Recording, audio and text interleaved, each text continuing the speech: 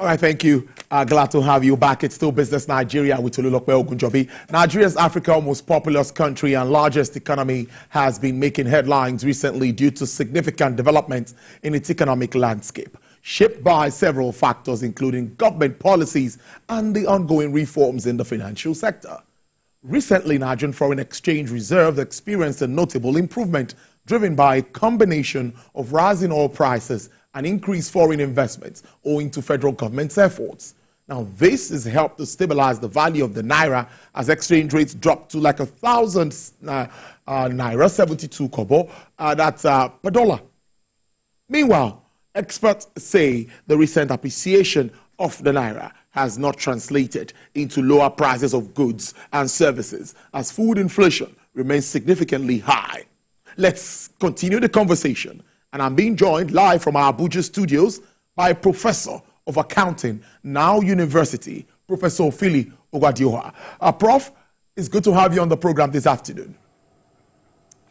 Tolu, thank you for having me. Yes, Prof, of course, when we spoke off camera, we talked about the naira looking very good, gaining strength against the greenback. Now, you are the accountant here, the accounting person, sorry, you are the professor in accounting here. Tell us more about what you think. The central bank has said they are not defending the currency, they are only doing what is right.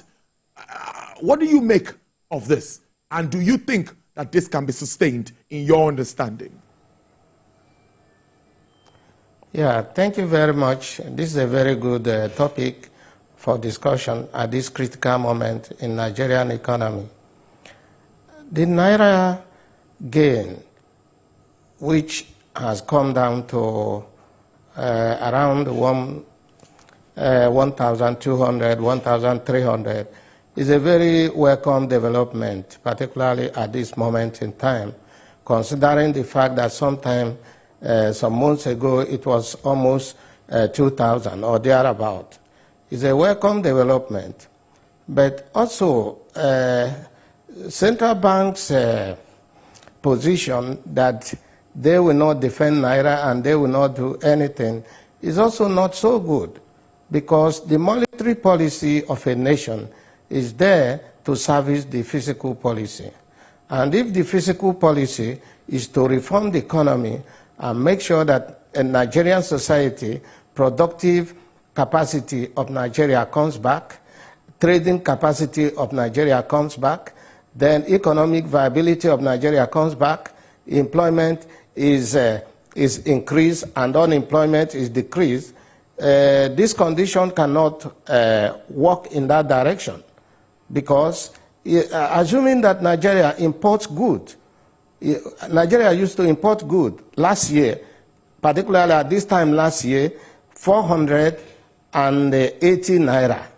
The good you imported for 480 naira last year will now cost you 1,200. That is 3 times the cost.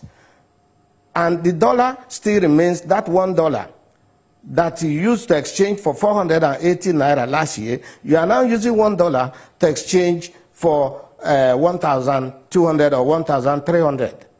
Considering the fact that all the goods, almost 80% of goods and services consumed in Nigeria comes from abroad. So if the government feel that they cannot defend naira, they feel that, okay, let the society bear the pills. But the pill is too hard for the society.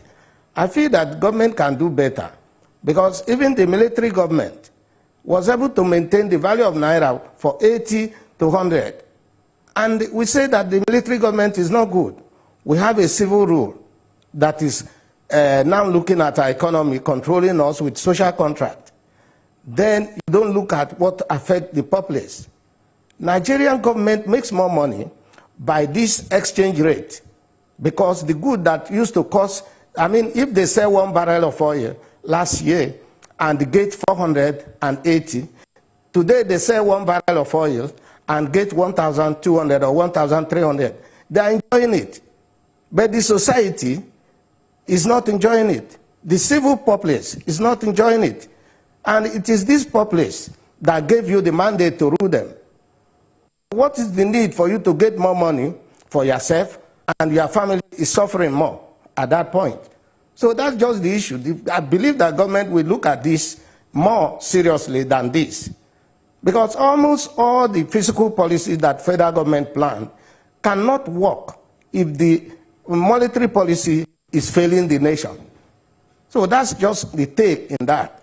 The drop in the rate, that is the gain in Naira against dollar, is a welcome development. But we need something better that will impact on the economy. So that's just the issue of Naira itself. And this is causing a lot of inflation because the good you used to buy 480 last year is now 1,300. What type of inflation are we having? And when economists talk about a few goods chasing much more demand, yes, it is right. Because this is what necessitates, is a part of what causes inflation. But what causes Nigerian inflation is much more of the Naira value. Because we are importing almost our goods down here. Even the few manufacturing companies, they import their raw materials because agriculture is not working. Agriculture is supposed to be the feeder of industry because agriculture produces, the industries absorb them, use them for production, and turn such production into economic goods and services. We don't have agriculture because of terrorism, because of banditry, because of kidnapping. All farmers are out of the farm. So, and these are the basic causes of Nigerian economic problem. And it increases the food prices because food inflation as of today is around 40%, while the real inflation is around 28 to 30%. And somebody must feed before he leaves. Somebody must feed himself and feed the children before you even talk of going to school or going to anywhere. So these are basic. If this situation is not taken into consideration when the planning is being done, it all means we are getting it wrong. And I believe that government have enough, they have enough eggheads to handle this type of thing. And if you don't have, hire. Because the work of government is to do something they can do. The one they cannot do, they get consultants to do it for them. And goods and services, economic activities, economic services get going. So that's just the issue at this direction. I believe they have, yeah? Yeah, let's take it up from inflation, which you mentioned, which is also a bit on the high side. We are seeing decline in energy prices. Dangote is out to say 1,000 naira for diesel. Everyone believes this will impact the manufacturing space and, of course, other users of that product. Also, well, as that is coming down, electricity tariff is also on the high side. What is your understanding of the flow of inflation as we move in the year? Do you see a decline anytime soon as projected even by the Apex Bank? Well, thank you very much. I will start with electricity hike. You know, the problem of electricity hike is mostly the problem of governance in Nigeria. It is also the problem that some people in government, particularly state governments, state governors, do not want to tap on the federal government release of power sector to state and private sectors. Okay, look at what is happening in Aba now. Aba is having 24 hours light just because a governor came in and said, we cannot continue like this. Federal government has allowed me to build my power. And anybody who is intended to manufacture in Southeast should go to Aba. And that is what others should tap on.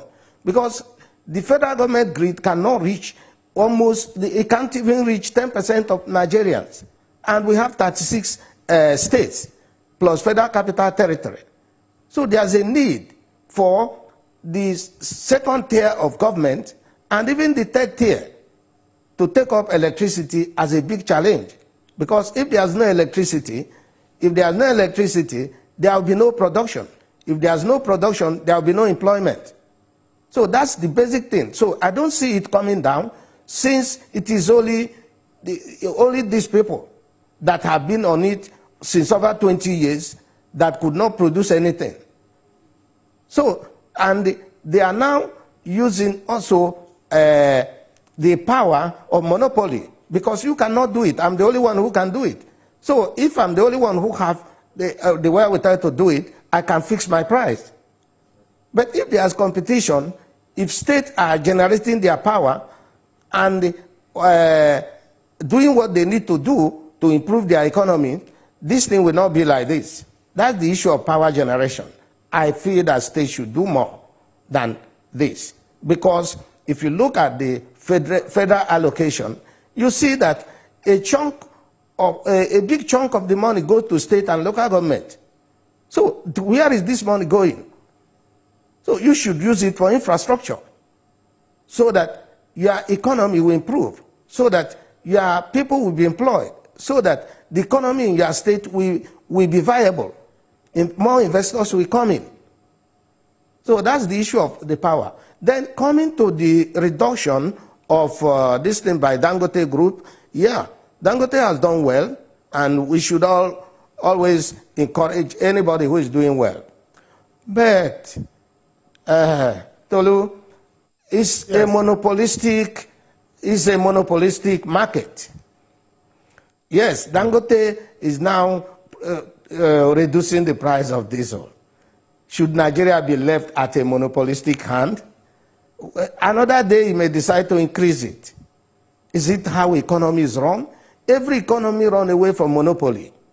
Nigeria economy is buying monopoly by themselves. It doesn't work. Prof, so maybe one expect by now. Prof, just a minute. Maybe yes, by the time the Port Harcourt refinery also starts to produce, we might be able to bridge that gap. I just wanted to put that in. Go ahead. Yeah, that's what I wanted to say before you because if Port Harcourt refinery have not been able to produce in over 20 years, Warri refinery the same thing, Kaduna refinery the same thing, I still see this thing as a mirage. I still see it as a rhetoric, because this is not the first time NNPC promised. They promised last year, it never came. They promised before the end of last year, it never came. They promised beginning of this year. We are almost, the first quarter has gone. So let's hope that it will come. And even when it comes, to what magnitude will it come that will give us what we need? Nigeria should encourage more participation in investment in refineries, investment in petroleum sector, rather than government, NNPC, splitting them into as many companies as possible. You think that you have done a reform.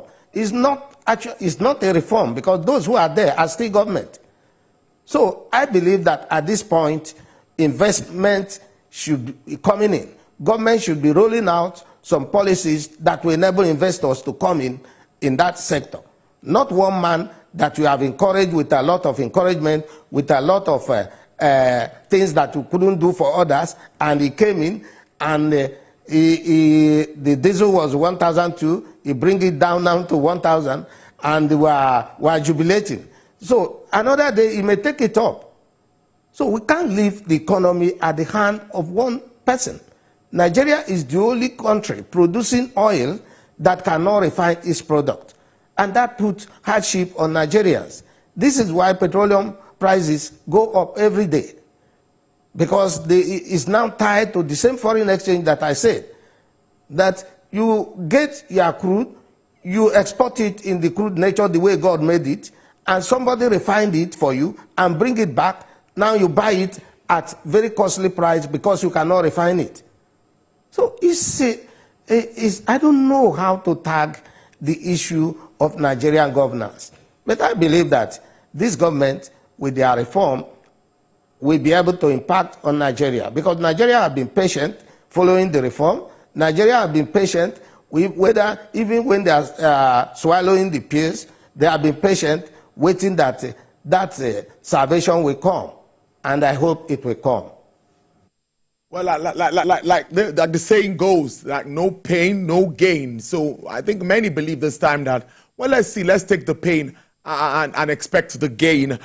Prof, do you think that these reforms, policies instituted by this government, will attract the needed, should we say FPIs now, foreign portfolio investment, before we talk about FDIs? If the FPIs start to come, then we get to a point where we start to expect the FDIs. Or do you think these decisions will be made with the clarity that some say they now see with regards to government policies? Well, I said earlier that fiscal policy and monetary policy should work in tandem.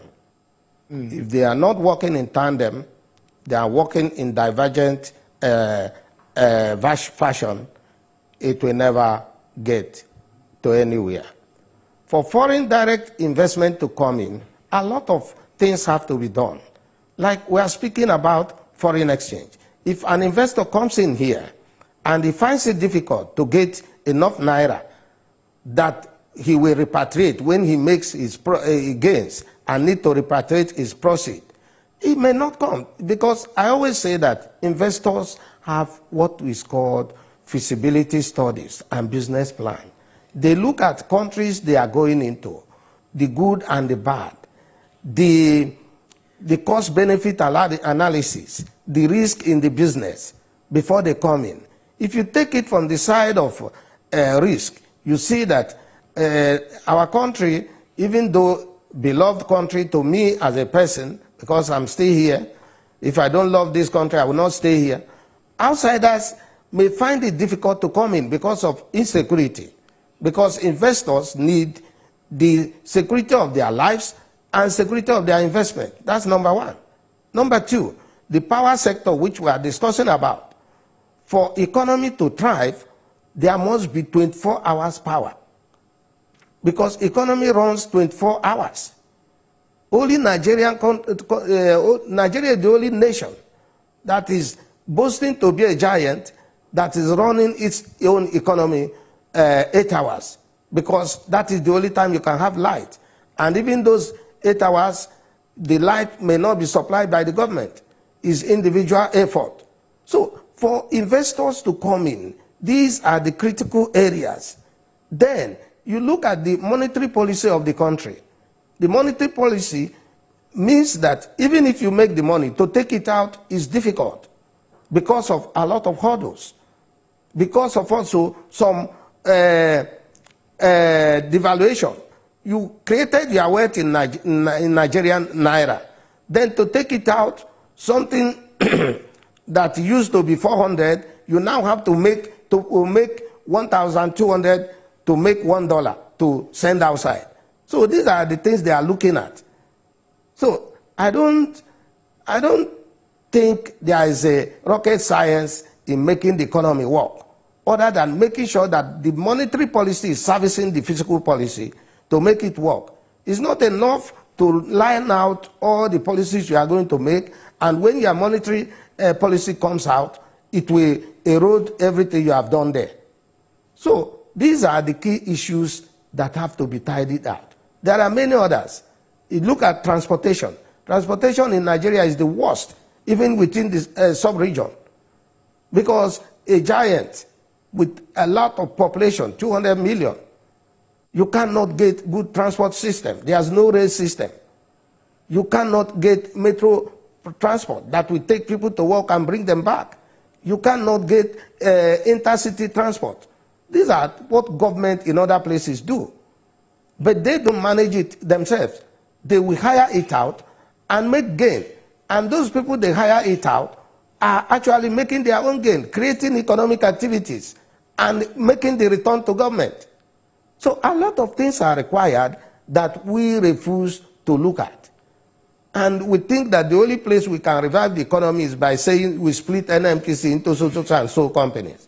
This doesn't make any economic, it doesn't give any economic viability.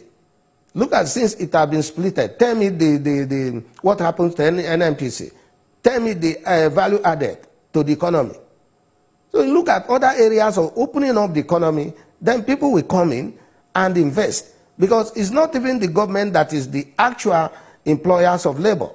It is investors that bring in their money, open companies, employ people, generate economic activities, pay taxes that government will use and work. It's only in Nigeria that I don't hear people say taxpayers' money is working. It's just Mr. So and so person's government is working. It is the taxes that we pay that the government is using. And those taxes come from investment. It is those taxes that government use. It's not their money. Even though there is additional fund, which is actually what is intoxicating every government that comes in, because they get money from crude and forget that the getting the crude is killing the economy, because the number of employees that you could employ when you are processing those crude, you have lost them. And when you lost them, unemployment increases. The number of economic activity that will be generated to keep people busy, you lost them. And when you lost them, the youth restfulness will come. And banditry will come. Kidnapping will come. So many things. Most of the people you see carrying gun now are not criminals. Most of them. But because there are no economic activities to do. And some of them cannot feed their families because the economy is completely strangulated. So there's nothing to do. So if a man stays from morning till night without doing anything, and his family is crying, the wife is crying, the children are crying, some of them will go and carry gun and say, after all, it's better for me to die in this way than to die of hunger. So these are the problems. And they are key. No, we don't want people to pick arms. I get your point, Prof, but we wouldn't advise people to pick arms despite the challenge. I believe that there should be light at the end of the tunnel, as everyone has been saying. Professor of Accounting, now University, Professor Ophili Ogadioha, thank you so much for your time on the program. We really do appreciate. We expect you to get back to your meeting very quickly. Thank you very much. Thank you once again.